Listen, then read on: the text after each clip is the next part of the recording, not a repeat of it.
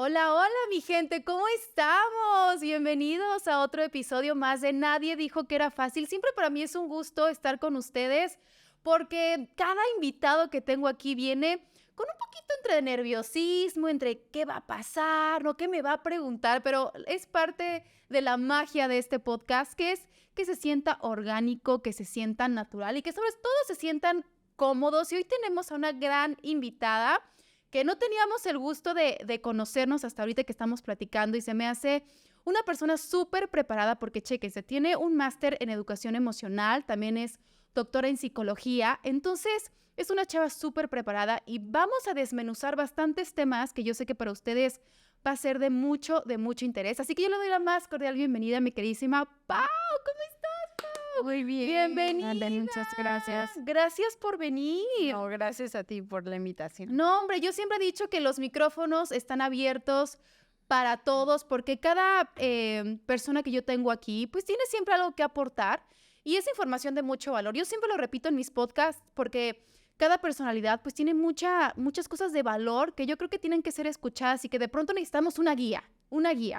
Y sobre eso vamos a hablar porque fíjate que, pues como bien sabes, yo también tengo una pequeña de 3 años y bien dicen que nadie nos enseña a ser padres o madres, ¿no? Y de pronto nos entra a nosotros entre la frustración, entre el enojo, entre si estoy haciendo bien las cosas. El tema de los límites, Pipao, en los pequeños, ¿por dónde se empieza? Nadie dijo que era fácil. Nadie dijo que era fácil, no.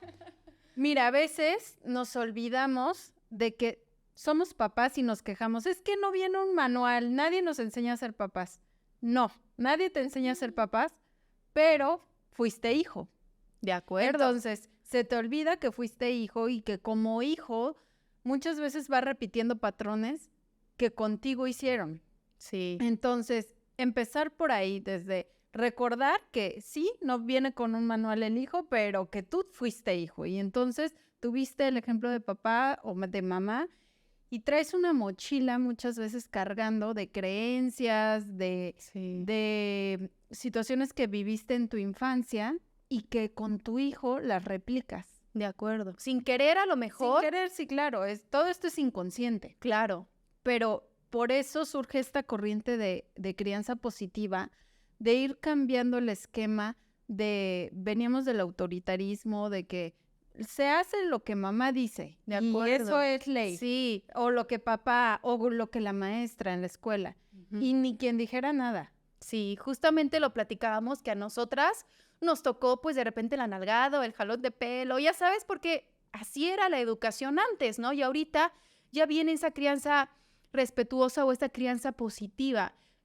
¿Por qué crees que hubo ese cambio? Que la verdad me parece algo fenomenal, ¿no? Porque como tú dices, pues lo que a nosotros vivimos, pues en los pequeños no tiene que ser replicado, pero ¿a qué se deberá que hubo esa transformación, mi Pau? Sobre todo va innovando. Claro. Las generaciones van cambiando y pues obviamente la psicología también va cambiando. Entonces se crea esta corriente de John Bowlby que nos dice, no tiene que doler para que aprendas. O sea, antes era para que aprendas a que no tienes que tirar la basura en tal lado, pues la mamá te daba una nalgada. Y entonces veníamos de la creencia de que, para que aprenda tiene que doler. Entonces claro, buen viene punto. esta transformación de, a ver, no podemos estar maltratando a los niños en la escuela, en la casa. Y hay otra manera de poner límites. Y esos límites, ¿cómo los vamos a poner? Pues los vamos a poner quitando esos castigos y esos premios que muchas veces condicionan y que no te enseñan. Porque tú seguramente ya no vuelves a tirar la basura ahí, pero porque tienes miedo de la nalgada. Claro. Pero claro. no por respeto. Entonces, qué feo es que tu hijo o que tu hija te tenga miedo y no lo haga porque te tiene respeto. O sea, porque diga, no lo voy a tirar porque te respeto, porque es lo que tú dijiste, Claro. sino por miedo. Claro. ¿Y cómo identificar el miedo en los pequeños, no? Porque también depende mucho la edad, ¿no? Hay edades en las que pues apenas van controlando sus emociones y van creciendo, ¿no? Pero ¿cómo identificar ese tipo de miedo? Porque eso también lleva el tema de la autoestima, que ya vamos a platicar más adelante, pero ¿cómo identificar o cuáles serían esos foquitos rojos de decir, híjole, creo que algo no estoy haciendo bien? Que tu hijo te tenga miedo lo puedes identificar cuando se pierde la conexión. Por ejemplo, a veces tú le dices, no sé, levanta los zapatos o vamos a hacer la tarea y no te hace caso. Y llega el tío, el papá, otra persona y te dice, es que a mí sí me hace caso. Sí, claro. Eso indica porque con esa persona está conectando. Contigo, a lo mejor en ese momento perdió la conexión. ¿Y qué necesitamos cuando alguien pierde la conexión? Volver a conectar. Entonces, si ya me estoy dando cuenta que antes me hacía caso, pero ahora no, algo está pasando en mi vínculo con mi hijo o con mi hija que necesito volver a restaurar. De acuerdo. ¿Y crees que el acompañamiento, en este caso con alguna psicóloga, podría ser un nexo para conectar? Podría ser llegar a terapia para volver a conectar, pero también lo podemos hacer de manera consciente. Si tú ya eres consciente de que perdiste la conexión en ese momento con tu hijo, la puedes volver a construir. ¿Y cómo la vas a construir? Dedicándole tiempo. Yo siempre les digo, no necesitas dedicarle 1 hora, 10 horas, 5 horas. Con que le dediques 10 minutos de calidad, 10 minutos que sean él o ella y tú, como padre de familia, con eso es suficiente. Y que en esos 10 minutos sea fuera celular, fuera otras personas, solo es momento de ustedes dos y conectan y se ven y juegan y se ríen. Y si alguien se equivoca, no pasa nada, vuelven a empezar y se sientan a la misma altura. Entonces, eso va a fortalecer el vínculo y va a hacer que también tu hijo o tu hija, pues, tenga un apego, tenga seguridad, tenga confianza y retome otra vez el volverte a hacer caso. ¿Qué tan importante es, Pau, el tema de la comunicación? Porque podrás decir, no, a ver, mi pequeño tiene 1 año, 2 años, pero a ver, todos tienen una manera de comunicarte, ¿no? Otros, a lo mejor cuando estás muy chiquitos es con el llanto, después, pues a lo mejor es cuando está contento, o luego empieza con las palabras. En mi caso, Alesa, pues ella ya se empieza a dar a entender, o sea, ella ya me dice cuando algo le molesta o cuando está enojada, ¿no? Entonces, poco a poco llega a ser un poco más fácil, ¿no? Identificar cuando algo pasa, pero bien lo dices, el tema de la comunicación es básica, ¿no? Porque también cuando ya te empiezan a ver con ese miedo, ¿no? Empiezan también a tener como que esa autoestima de mamá no me escucha, mamá no me atiende, ¿no? Y se empiezan a tornar actitudes diferentes. ¿Estás de acuerdo con eso? Sí, es muy importante la comunicación asertiva. Y cómo, cuando nosotros queremos ponerles límites, por ejemplo, ahorita que hablemos un poco de los berrinches y de todo lo que va pasando, el cómo comunicamos es llave esencial para que nos hagan o no nos hagan O caso. sea, de ahí parte. De ahí parte. O sea, lo primero sería la conexión. Y lo segundo es cómo comunicamos. Por ejemplo, si yo te digo, no pienses en la playa, ¿qué es lo primero que se te viene a la mente? En la playa, evidentemente. Entonces, si yo Claro. quiero que mi hijo no haga algo y le digo, por ejemplo, va a correr, ¡no corras! Va a seguir corriendo. Claro. Si le digo mejor en una comunicación asertiva, camina, vamos a caminar, es diferente. Sí, mentalmente como que ya lo preparas, ¿no? Ya sabe lo que Exactamente. tiene que hacer. Y eres clara en la instrucción.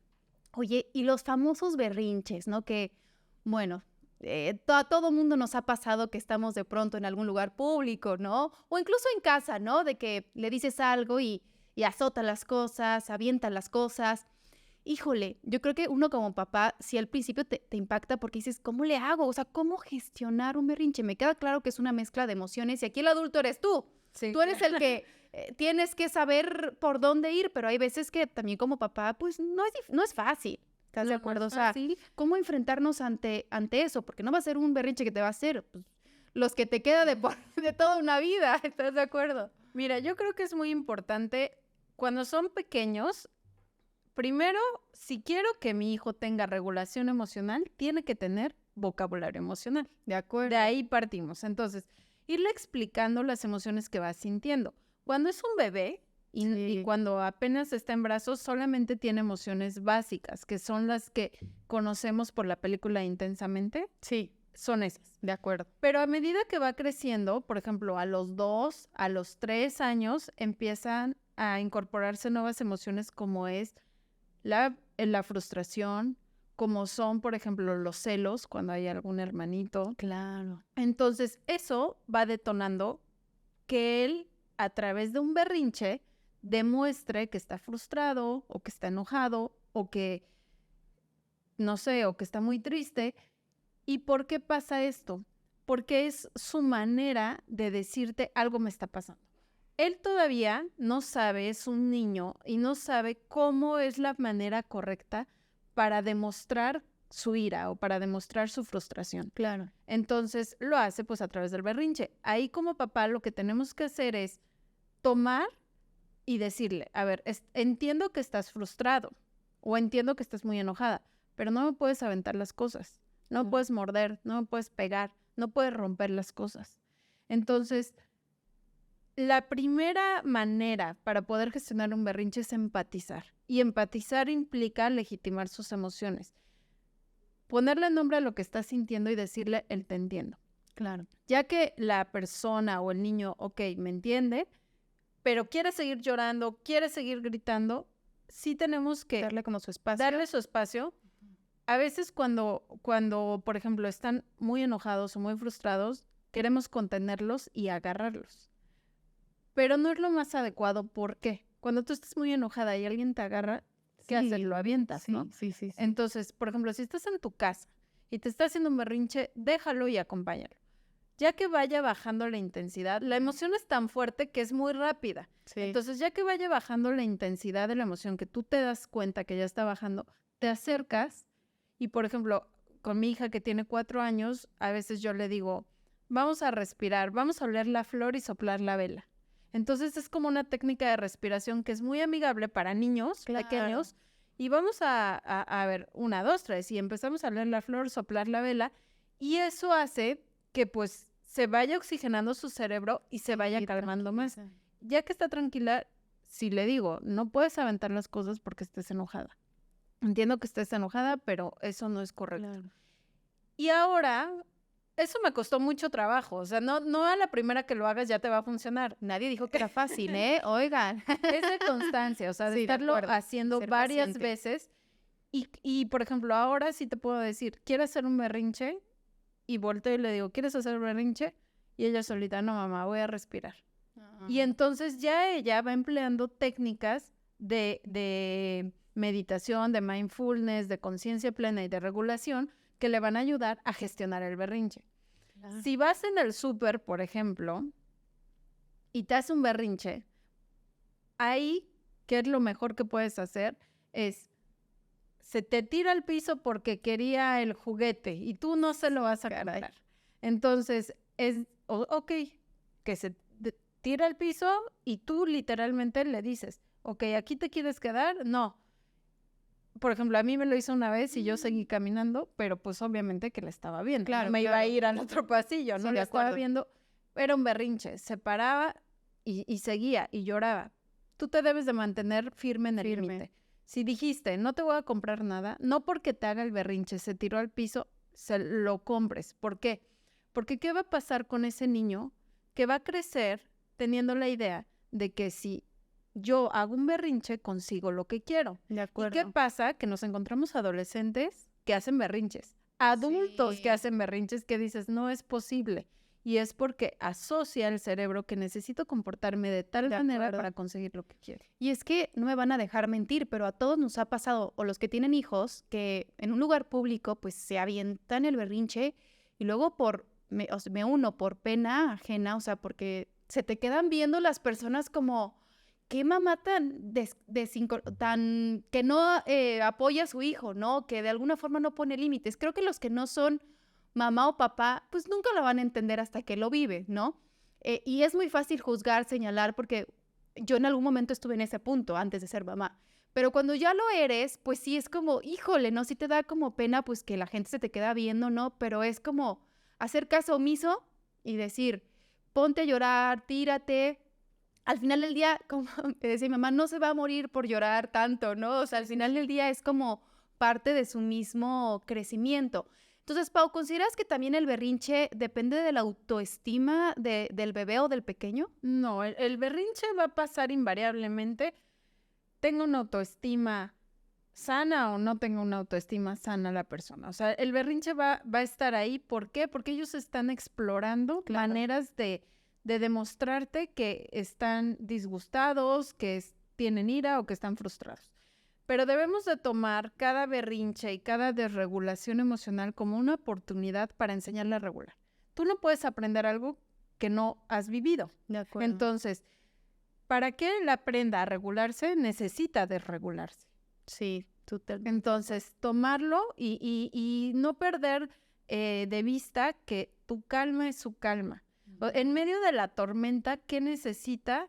Pues necesita que tú lo acompañes y que tú lo entiendas, porque al final eso va a apoyar a una autoestima sana. Ahorita están en la construcción de su autoestima. Entonces, va a apoyar a que tenga una autoestima sana, va a apoyar a que conozca de límites, va a apoyar a que sea resiliente. Entonces, muchas veces también los berrinches se generan porque los papás les queremos evitar frustraciones. Y entonces no quiero que se frustre porque se va a traumar. No se va a traumar tu hijo. Son sanas las frustraciones.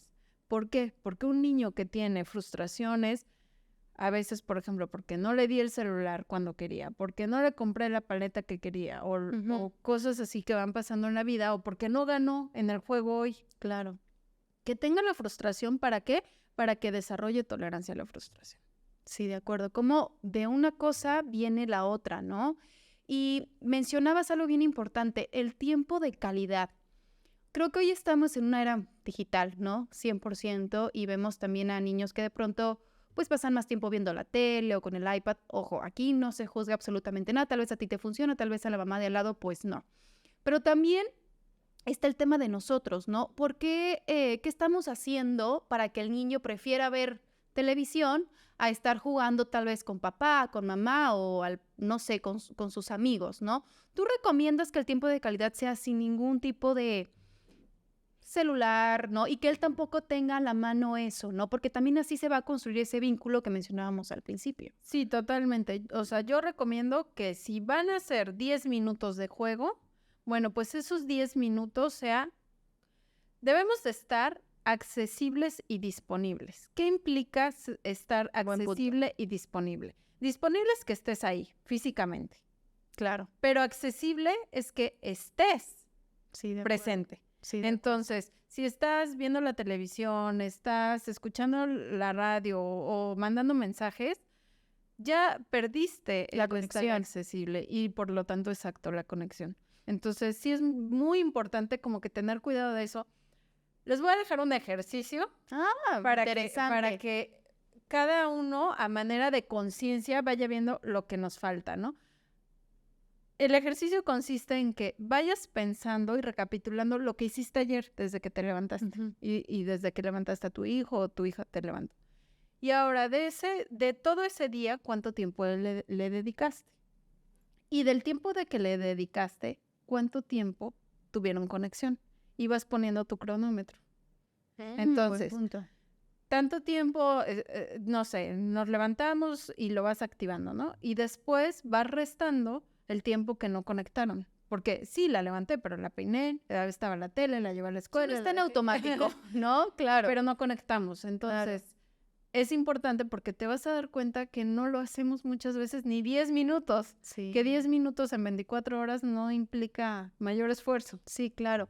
Y mira, por ejemplo, cuando eres mamá y papá, que también tenemos mucha comunidad que son mamis solteras, pues también tenemos más responsabilidades, porque me incluyo, que es también trabajar, ¿no? Y que de pronto es más complicado tener esos momentos, pero siempre hay tiempo para todo, Pau.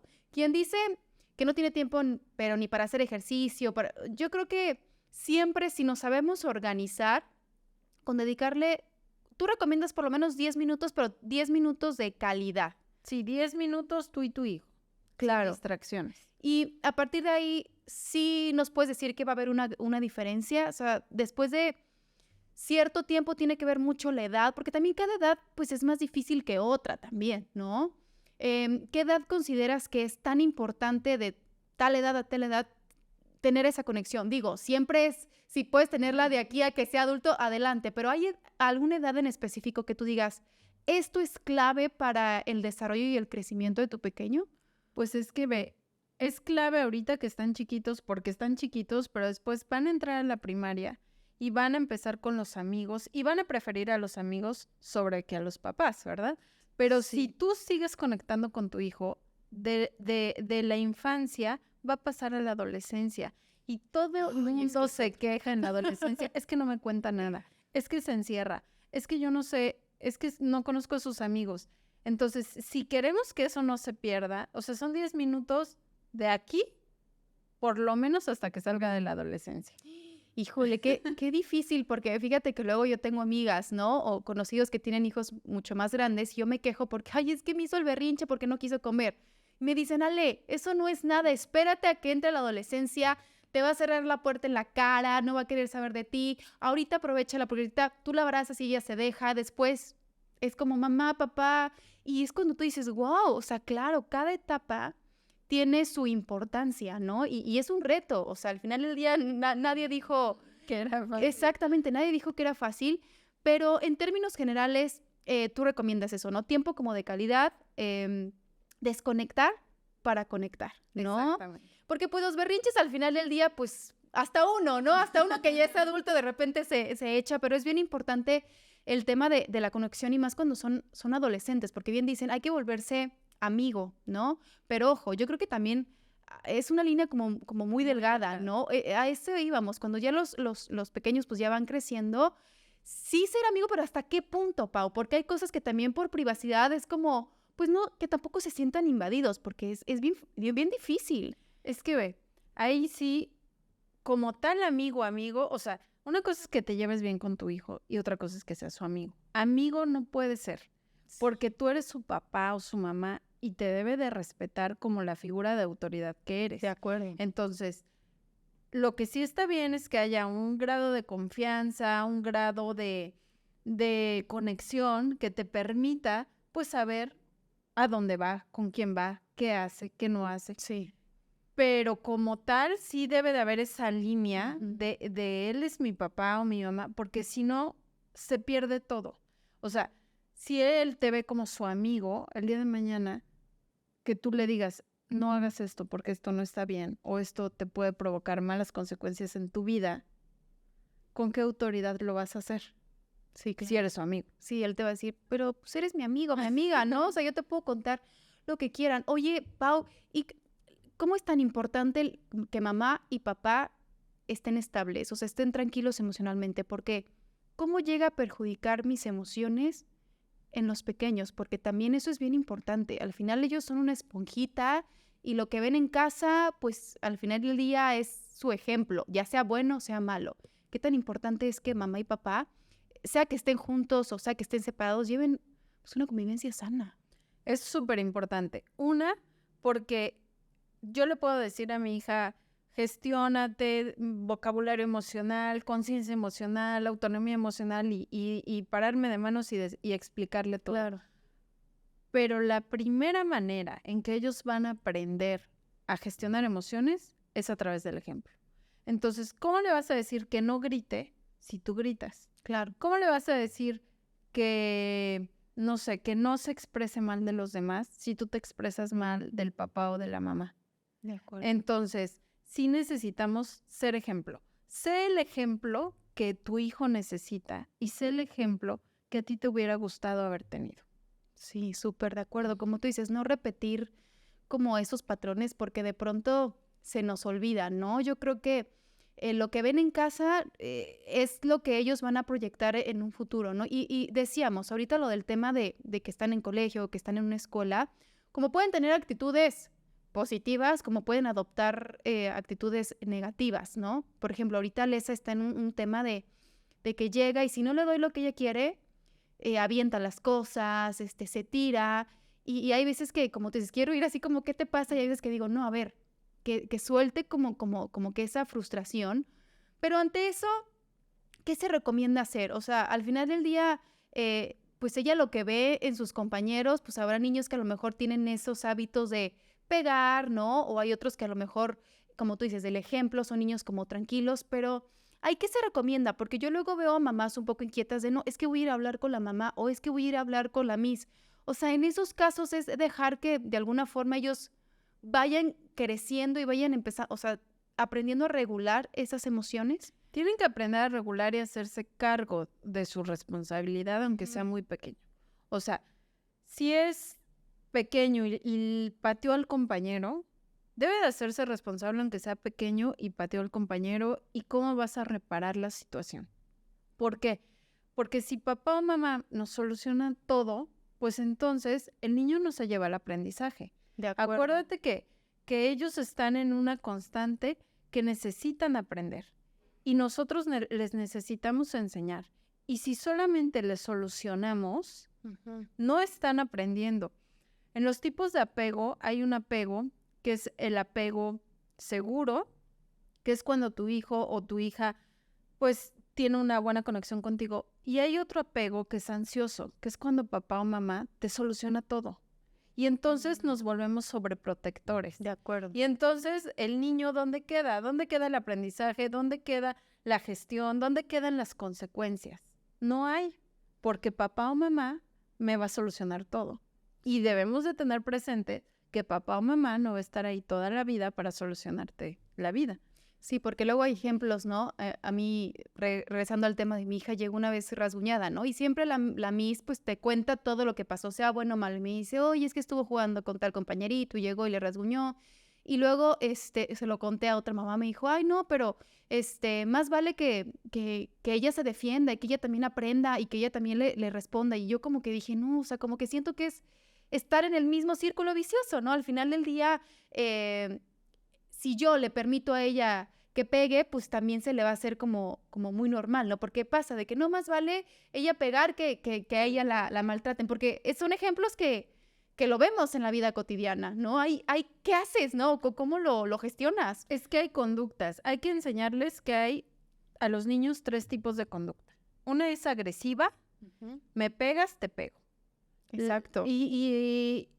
Y, por ejemplo, ahí hasta se les puede poner el ejemplo de un tigre. ¿Cómo es un tigre? Pues siempre está a la defensiva, ¿no? Si te acercas, te va a atacar. La otra es pasiva. ¿Cómo sería pasiva? Me pegan y no hago nada, me quedo callado, huyo. Obviamente, pues, ¿qué va a pasar? Que el día de mañana todos los niños, antes era un niño, ahora todo el mundo le pega. ¿Por qué? Porque está tomando una conducta pasiva. Y la otra conducta es asertiva. ¿Cómo sería una conducta asertiva? Me pegas y yo te pongo límites. ¿Sabes qué? No te permito que me pegues. No estoy siendo agresiva, pero tampoco me estoy quedando callada y tomando una conducta pasiva.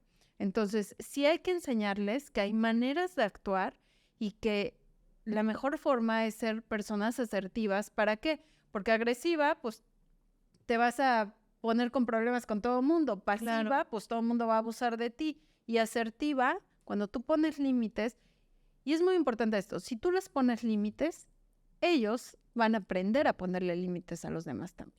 Entonces es como que van en sintonía o en interrelación. De acuerdo, sí es cierto, porque los límites es bien importante y eso no lo había escuchado desde ese punto de vista, porque regularmente es, mi amor, si vas al colegio y alguien te rasguña o te empuja, tú también empújale. Y no, o sea, tampoco es lo ideal y también como tú dices, tampoco voy a permitir que ella, todo el mundo le esté golpeando y le esté pegando, pero ¿cómo es eso de que, ok, me lastimaste, me dolió, pero ojo, o sea, no lo voy a permitir porque una segunda vez, pues van a haber otro tipo de consecuencias, tal vez que se involucre algún adulto o ya, no sé, se tomará otro tipo de decisiones, ¿no? Entonces, sería la asertiva la que tú recomiendas, ¿no? En este tema de los límites.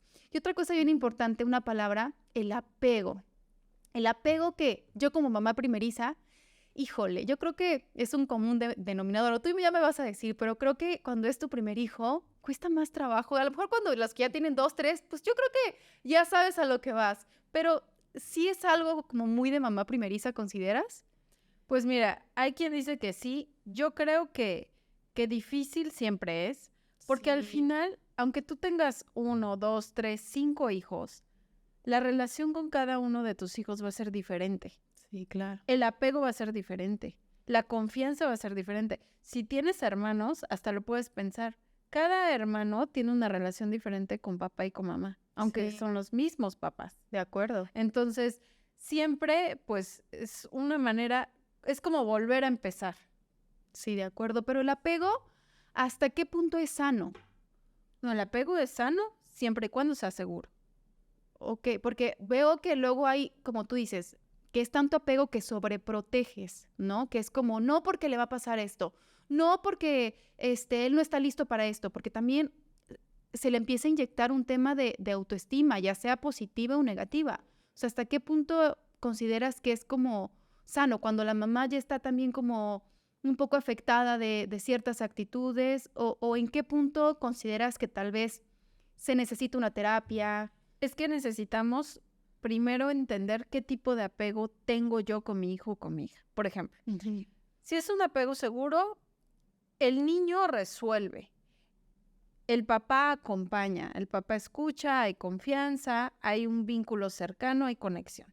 Si es un apego, lo que decíamos, sobreprotector, en esta parte, pues obviamente no es nada sano porque mamá o papá va a solucionarle todo. Entonces él no va a tener herramientas para enfrentarse a la vida porque mamá o papá siempre sobreprotege y el niño tiene miedo de todo.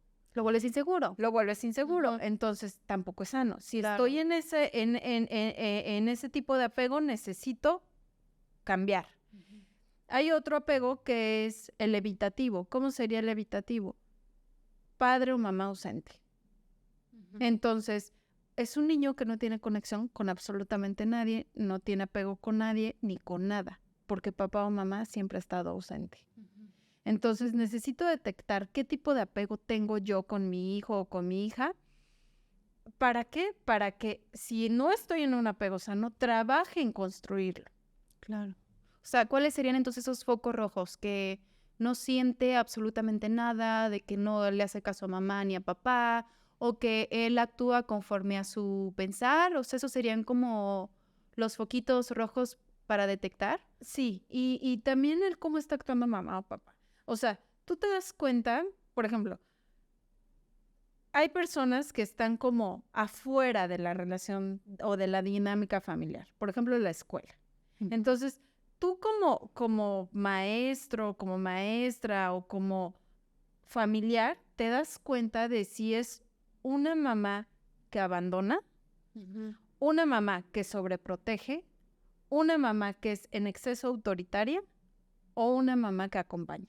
Sí. Entonces, a lo mejor a manera de conciencia sí nos damos cuenta de los errores que cometemos, pero también le puedes preguntar a alguien, oye, ¿cómo ves? ¿Crees que yo sobreprotejo a mi hijo, a mi hija? ¿Crees que yo soy demasiado autoritario? ¿Crees que yo soy demasiado ausente? Claro. Y entonces esa parte te va a dar la pauta que te des cuenta de qué tipo de apego tienes. Ahora sí que platicarlo a quien más confianza le tengas, ¿no? O a lo Sí. mejor a esa familia o a esos amigos, ese círculo cercano de...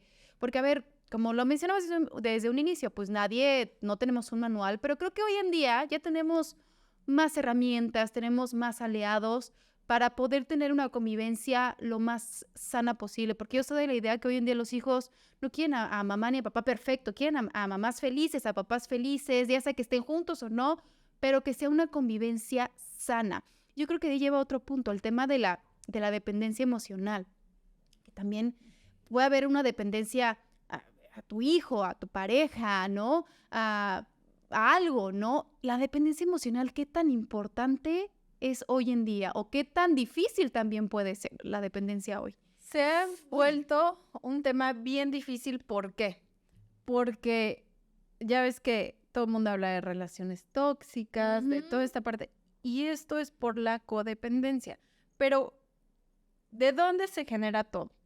Tú eres pequeño, y cuando eres pequeño, cuando naces, cuando eres un niño, eres dependiente. ¿Dependiente de quién? De tu tutor, de tu papá, de tu mamá o de quien te cuide. Claro. Entonces, eres una persona sumamente dependiente. Después llegas a la adolescencia y reclamas independencia. Sí, Ya claro. te sientes grande y ya tú quieres hacer lo que tú quieres. Sí, y eres autónomo, Ya ¿verdad? eres autónomo, exacto. Entonces quieres independencia. Llegas a la adultez y muchas veces caemos en la interdependencia. ¿Qué es esto? Dependes de tu pareja. Lo que no solucionaste en la infancia, porque tenías esa dependencia con papá o mamá, lo vienes a sacar en la pareja. Entonces, te vuelves interdependiente. Oye, Pau, ¿qué tan importante es la etapa de la infancia? Dicen que creo que los primeros 7 años son de los años más importantes para el resto de tu vida. Sí. O sea, de la infancia parte todo. O sea, de parte autoestima, parte, no sé, pensamientos. la infancia parte todo, pero debemos de tener en cuenta que, por ejemplo, hay muchos estudios de neurociencias que dicen que el cerebro se va moldeando. Entonces, no es como pretexto el que hayas tenido una infancia difícil para que tú repliques en la adultez, por heridas de la infancia, situaciones. ¿Por qué? Porque tu cerebro tiene la capacidad de cambiar.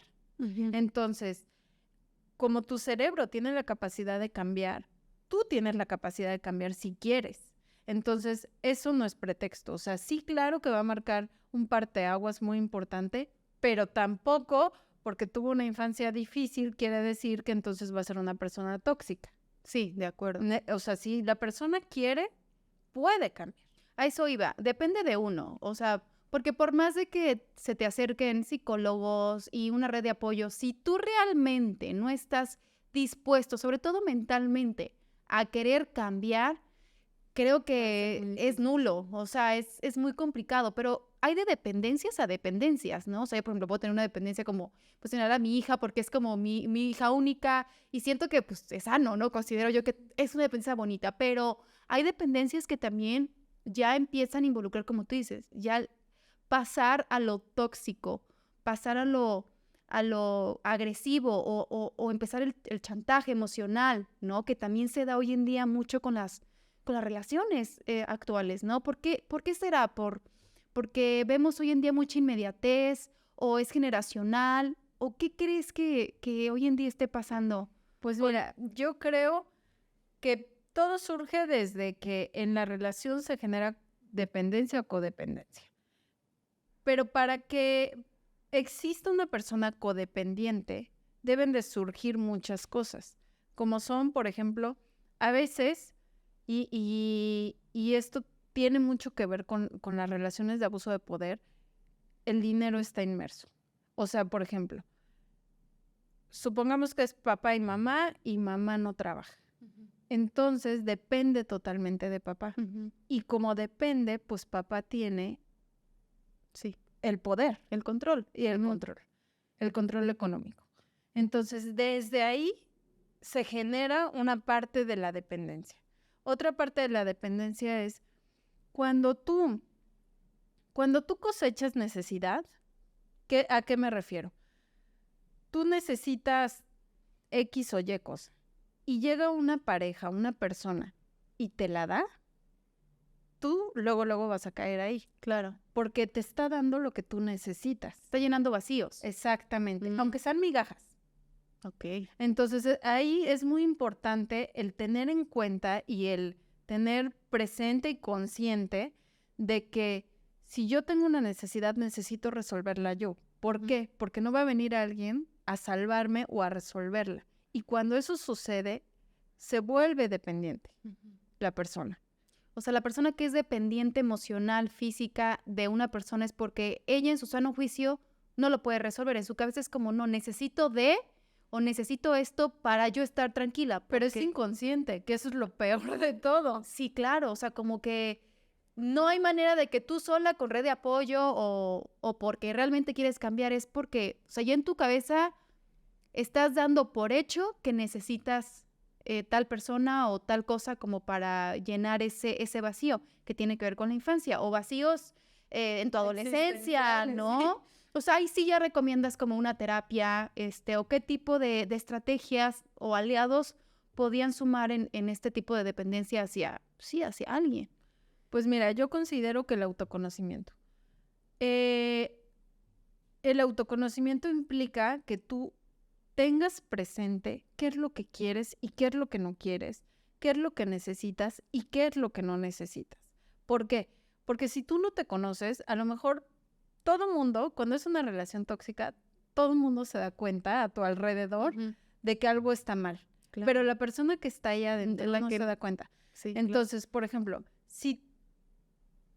por poner algo, si tienes la huella de abandono y la persona aparentemente está ahí, pero tú tienes esa sensación de que tienes miedo al abandono, ¿qué va a pasar? Que la persona con las migajas que te dé de presencia te vas a conformar. Entonces necesitas conocerte y decir, ok, estas son mis debilidades, estas son las cosas o las situaciones que me han hecho caer en relaciones tóxicas, son los patrones que yo traigo. Necesito como deconstruirme, deconstruir creencias y ahora sí poner en una balanza qué es lo que quiero, qué es lo que me gustaría en una relación. ¿Para qué? Para que si no pasa eso que yo estoy poniendo en mi balanza que quiero, pues entonces ya estoy cayendo o pudiendo caer en una relación codependiente.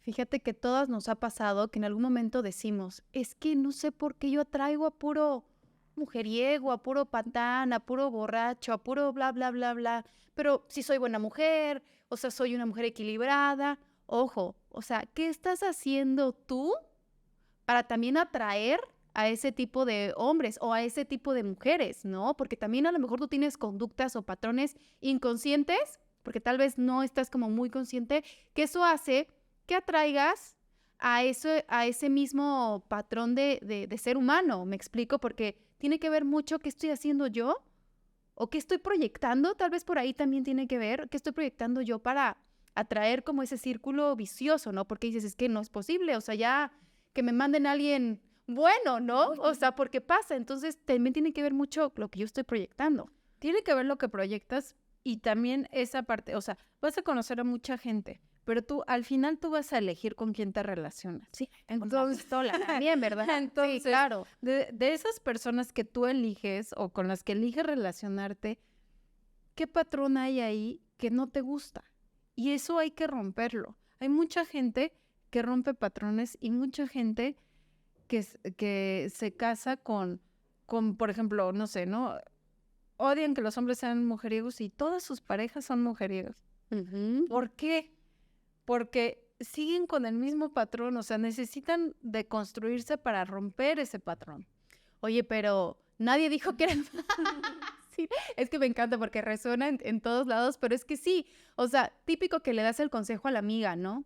Y te dicen, es que amiga, es que otra vez me mintió, otra vez, ajá, sí, pero si te pones a pensar, tus demás relaciones han sido exactamente lo mismo, nada más lo único que cambia es el nombre, ¿no? Y la edad o no sé, pero al final del día tú proyectas y atraes y como tú dices, decides, ¿no? Porque es algo bien importante, nadie te obliga a estar con él o con esa persona, ¿no? Entonces yo creo que todo viene de uno, ¿no? Y Pau, tú para finalizar, ¿qué tipo de terapia recomiendas? ¿Tú qué terapias das? Para que también un poco nuestra audiencia te conozca, dónde te podemos buscar, etcétera. Pues mira, yo les recomiendo, está ahorita muy en boga la psicología positiva, el humanismo, el mindfulness. Ah, exacto. Entonces, yo sí les recomendaría que como papá o mamá se acercaran a eso y agotaran. Hay muchos recursos que como papá o mamá los podemos emplear en casa. O sea, no necesitamos ir a una terapia. La educación emocional promueve eso, que no tengas que llegar al consultorio de un terapeuta. O sea, que tú, desde tu crianza, vayas generando todo un contexto sano para que el día de mañana no tengas que llegar a terapia. Si ya tienes que llegar, pues ya buscarás a un psicólogo que te dé esa terapia, ¿no? Pero la educación emocional busca ser preventiva de. Entonces Buenísimo. tiene muchísimas herramientas para conciencia plena, para gestión de berrinches. Se pueden meter y buscar crianza positiva. Yo tengo una página en Instagram. ¿Cuál es? Que se llama idia-educación-emocional, donde igual subo tips, subo talleres, Buenísimo. consejos y toda esta parte que les ayuda a los cómo de una crianza positiva.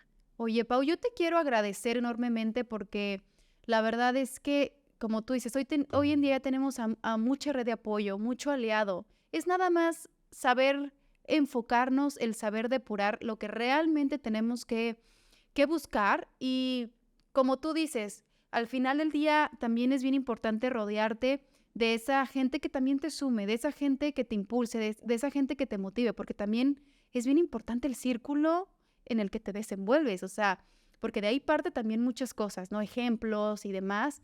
Y la verdad es que para finalizar, Pau, algo que quisieras comentar, algo que le quisieras decir a nuestra audiencia, por favor. Pues nadie dijo que era fácil, Me encanta. pero no es imposible. De acuerdo. Entonces, en el querer está el poder.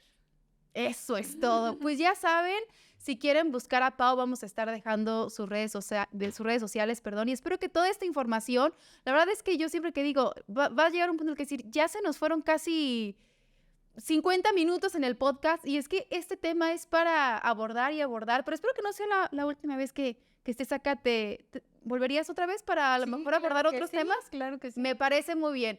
Pues ya saben, aquí están las redes sociales de nuestra querida Pau y también estén muy pendientes porque vienen invitados bastante importantes y que es información que yo sé que ustedes se van a identificar. Así que muchísimas gracias y nos vemos en el próximo episodio de Nadie Dijo que Era Fácil. A la próxima.